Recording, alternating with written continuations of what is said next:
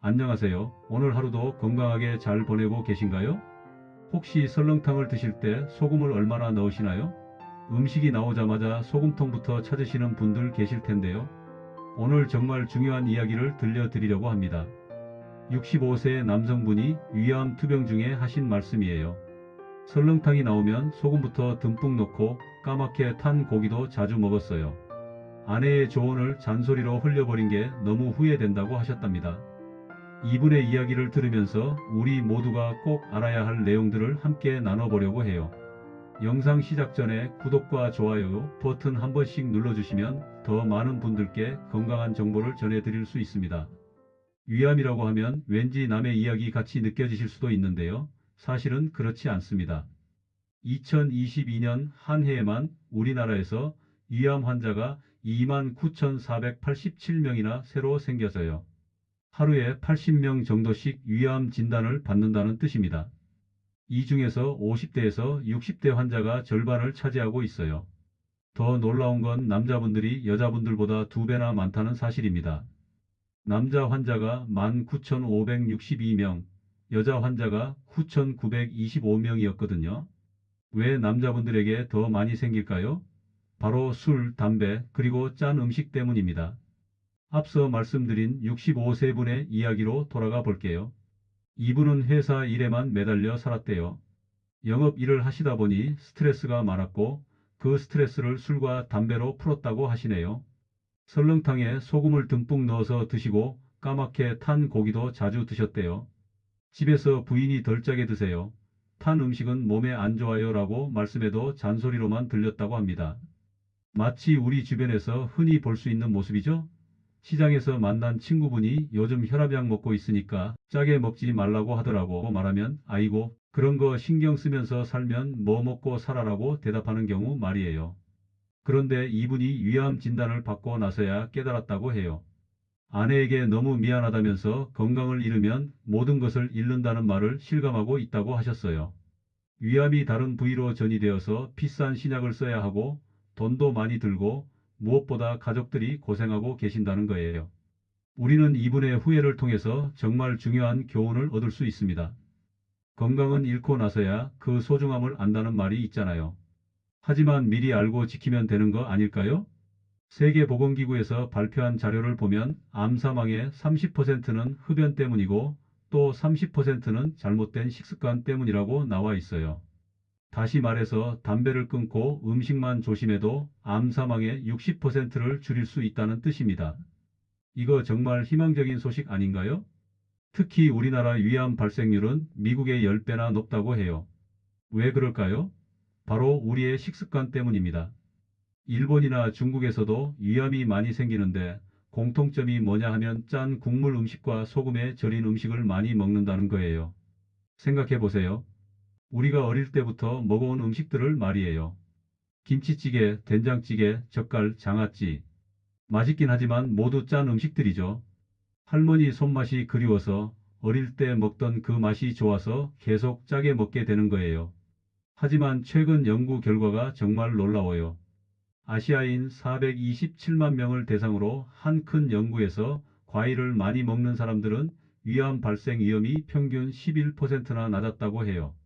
반대로 짜게 먹으면 위암 발생 위험이 최대 97%나 높아진대요. 이건 정말 엄청난 차이죠. 왜 과일이 좋을까요? 과일에 들어있는 비타민 C와 폴리페놀, 식이섬유 같은 성분들이 우리 위를 보호해 주거든요. 마치 위벽에 보호막을 씌워주는 것 같아요. 반대로 짠 음식은 위 점막을 상하게 만들어요. 위벽이 거칠거칠해지면서 나쁜 세균들이 달라붙기 쉬워지는 거죠. 헬리코박터 파일로리균이라고 들어보셨나요? 위암을 일으키는 대표적인 세균인데요. 이 세균이 짠 환경을 정말 좋아한다고 해요.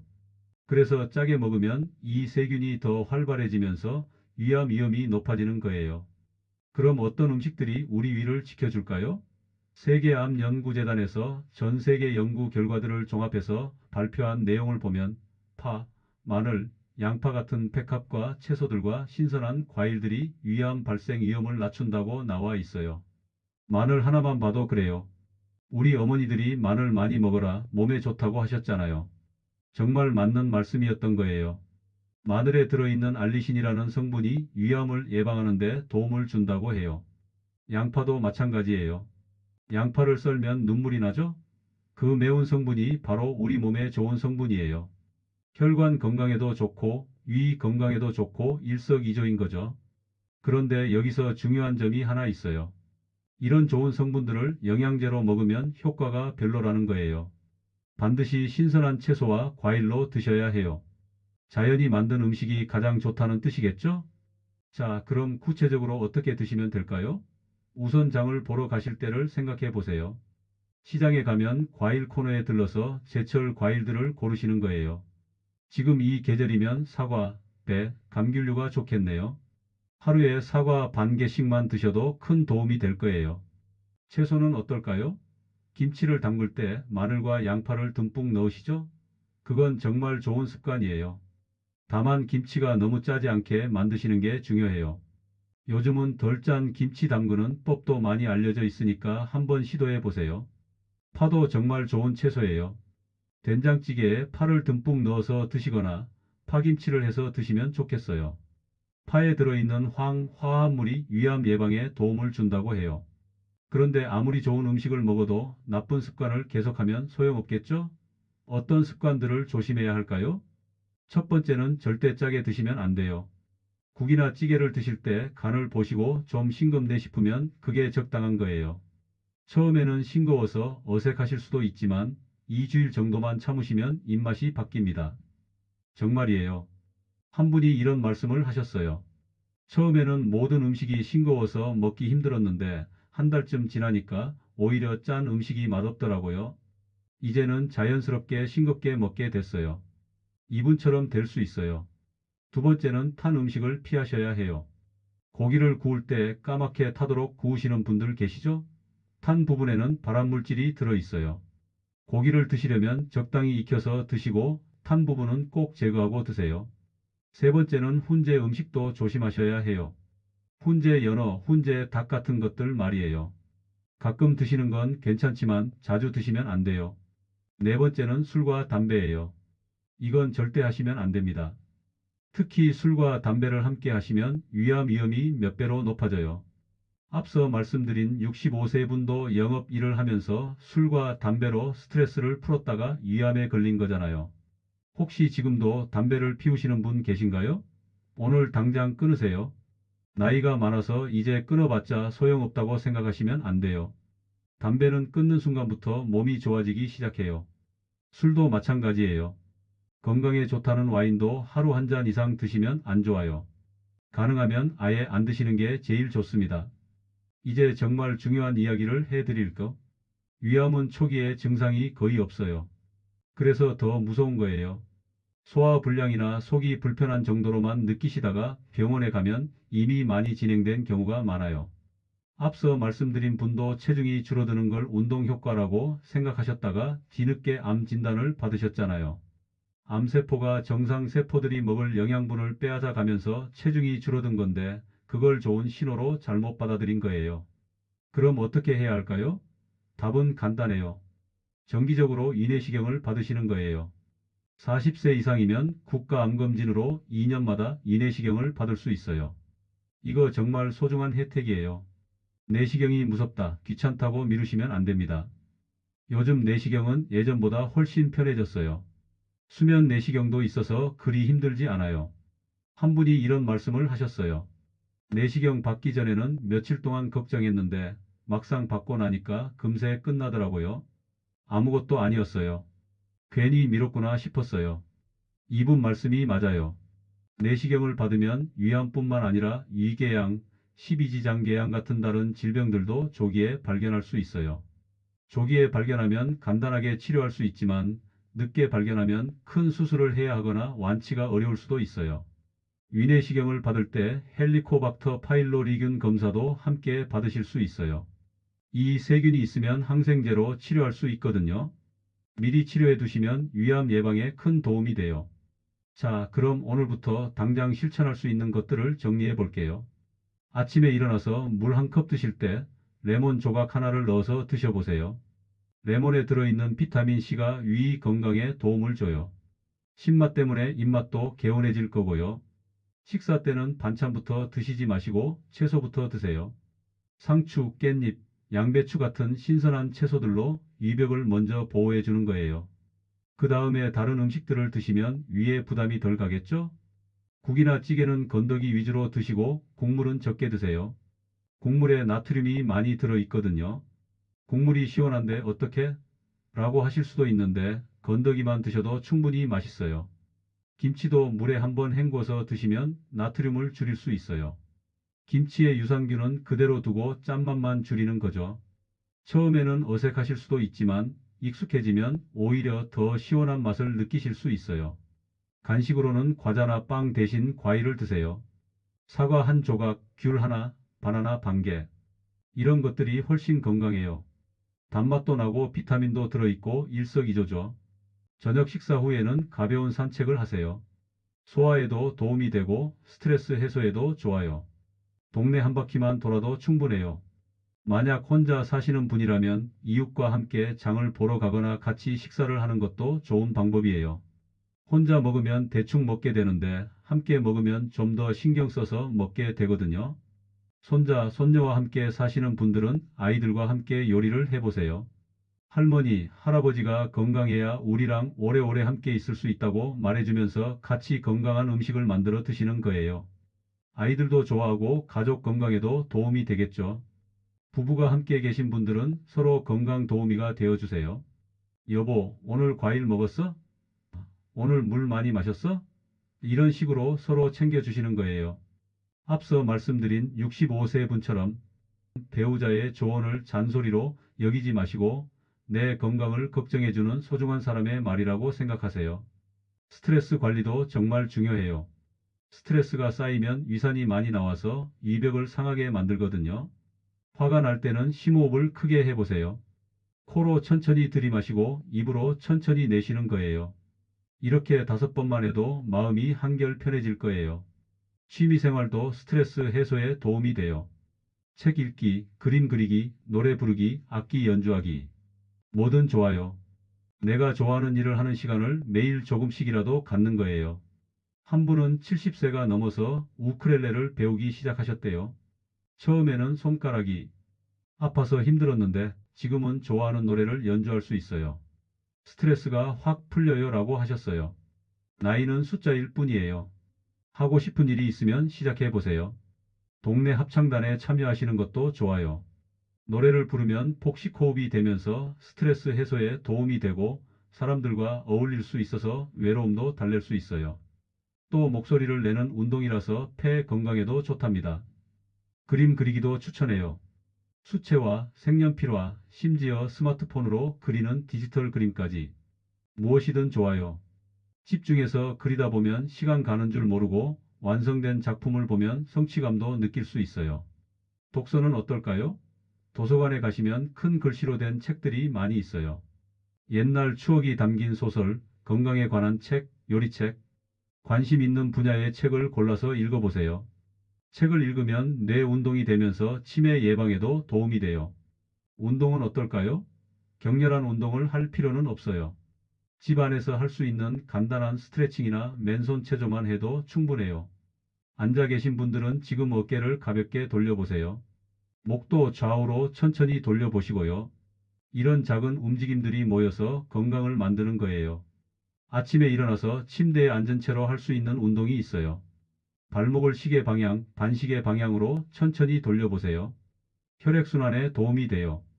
그 다음에 무릎을 가슴 쪽으로 당겨보시고 팔을 위로 쭉 뻗어보세요. 이것만 해도 하루를 상쾌하게 시작할 수 있어요. TV 시청하실 때도 운동할 수 있어요. 의자에 앉아서 발가락을 위로 올렸다 내렸다 하거나 발뒤꿈치를 들었다 내렸다 하는 거예요. 광고 시간에는 일어서서 제자리 걸음을 해보세요. 이런 작은 움직임들이 쌓이면 큰 효과를 낼 수 있어요. 날씨가 좋은 날에는 밖으로 나가서 산책해 보세요. 동네 한 바퀴만 돌아도 충분해요. 햇볕도 쬐고 신선한 공기도 마시고 이웃과 인사도 나누고 일석삼조예요. 혼자 걷기 심심하시면 라디오나 음악을 들으면서 걸어보세요. 수면도 중요해요. 밤늦게 자면 위에도 좋지 않아요. 가능하면 10시 전에는 주무시려고 노력해 보세요. 잠들기 전에는 스마트폰이나 텔레비전 보는 시간을 줄이시고 따뜻한 차 한 잔 드시면서 마음을 편안하게 하세요. 좋은 잠자리 환경을 만드는 것도 중요해요. 침실은 어둡고 조용하게 유지하시고 온도는 조금 서늘한 정도가 좋아요.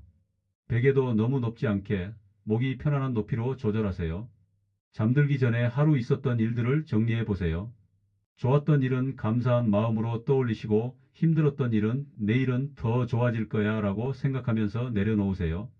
이렇게 하면 마음이 편안해져서 잠도 잘 오고 스트레스도 줄어들어요.